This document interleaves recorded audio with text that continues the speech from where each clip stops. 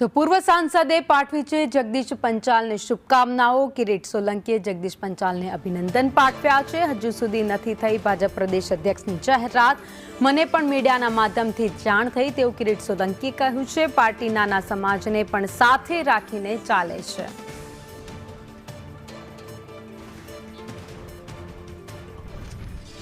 કિરીટ સોલંકી પૂર્વ સાંસદ જેમણે જગદીશ વિશ્વકર્માને અભિનંદન આપી દીધા છે, તેમણે કહ્યું કે મને જાણ નહોતી પરંતુ મીડિયા દ્વારા જાણ થઈ છે અને તેમણે તેમને અભિનંદન પણ પાઠવ્યા છે। હજુ સુધી ઓફિશિયલ જાણ નથી થઈ પરંતુ 12:39 જગદીશ વિશ્વકર્મા છે એ ભાજપ પ્રદેશ પ્રમુખ માટે ફોર્મ ભરવાના છે।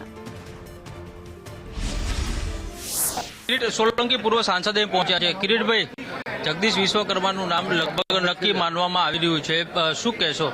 મને અહીંયા કર્ણાવતી ખાતે આજે હું અહીંયા કમલમ કોબા આવ્યો અને આપ સૌ મીડિયા મિત્રોના દ્વારા જ મને જાણવા મળ્યું કે આ ઘોષણા થઈ રહી છે।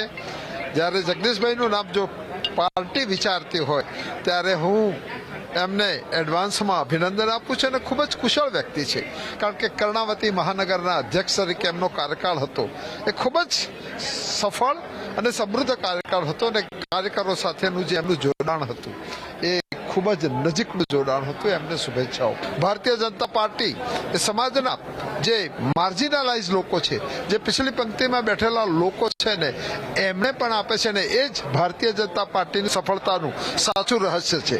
તો જે પ્રમાણે કિરીટ સોલંકી જે છે તે જગદીશ વિશ્વકર્માને અભિનંદન પાઠવી રહ્યા છે અને તેમનું કહેવું છે કે બીજેપી જે છે તે નાની જ્ઞાતિ જે છે તેને સાથે રાખીને ચાલે છે અને તેના કારણે જે બીજેપી જે છે તે જીતી રહી છે।